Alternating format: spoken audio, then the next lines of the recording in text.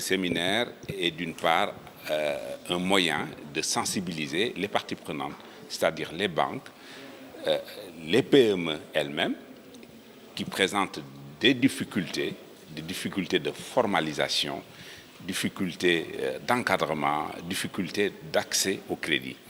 Mais la base de tout ça, c'est la formalisation. Vous savez, les banques financent sur la base de critères. Si vous n'arrivez pas à donner des bilans, une transparence dans votre gestion, vous ne pouvez pas avoir accès à certains types de crédits au niveau des banques. C'est pour ça que nous insistons dans toutes les rencontres pour inciter les entreprises, quelle que soit leur taille, à essayer de se formaliser. Et c'est pour ça que vous parlez tout à l'heure du GUF, qui est un guichet unique d'accès au financement. C'est-à-dire qu'on essaie de faciliter à la PME toutes les démarches qui permettent d'avoir un encadrement tel que votre dossier soit un dossier éligible au financement bancaire. C'est ça le GUF. Je rappelle simplement que depuis 2018, la Banque centrale, sur instruction de l'agence de la Banque centrale, a initié des systèmes de refinancement en direction des PME. Cela veut dire quoi? Ça veut dire que vous êtes une PME, vous avez un ensemble de respect des règles de gestion, bilan, transparence dans la comptabilité, un volume d'affaires consistant.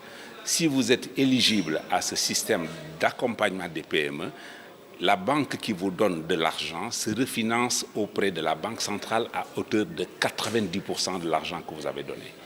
C'est cela justement qu'on essaie de dire à nos petites entreprises qui sont le socle de notre économie, de faire l'effort de se formaliser, de faire l'effort de rester dans ce qui permet aux institutions de financement d'apprécier le risque.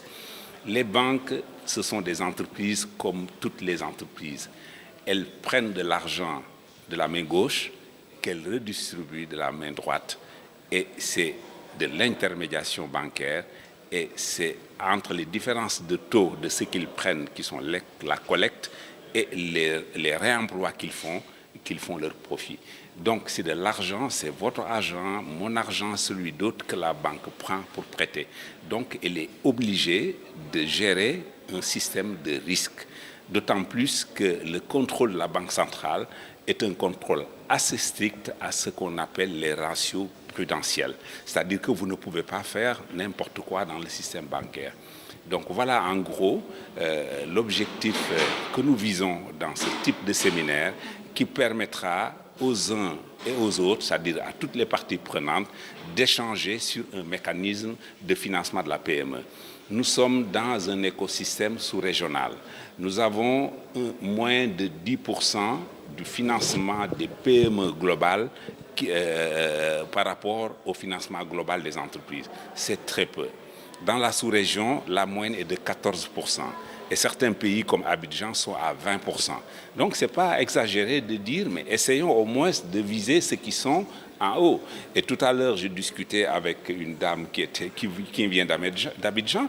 Elle vient chercher de l'expertise chez nous pour justement le problème du guichet unique de financement. C'est-à-dire que nous, c'est ce que nous dénonçons depuis plusieurs années. Nous avons tous les instruments. Le Sénégalais produit énormément de documents de qualité, mais c'est l'application qui pêche. C'est cela que nous voulons que les choses changent. Vous avez aussi plaidé pour l'accès à la commande publique qui pourrait augmenter la croissance des PME. Mais c'est parce que vous avez jugé que le taux est faible. Mais le taux est très faible. C'est-à-dire que tant que nous ne comprendrons pas ensemble, que ce soit l'État, le secteur privé, qu'il nous faut des champions nationaux.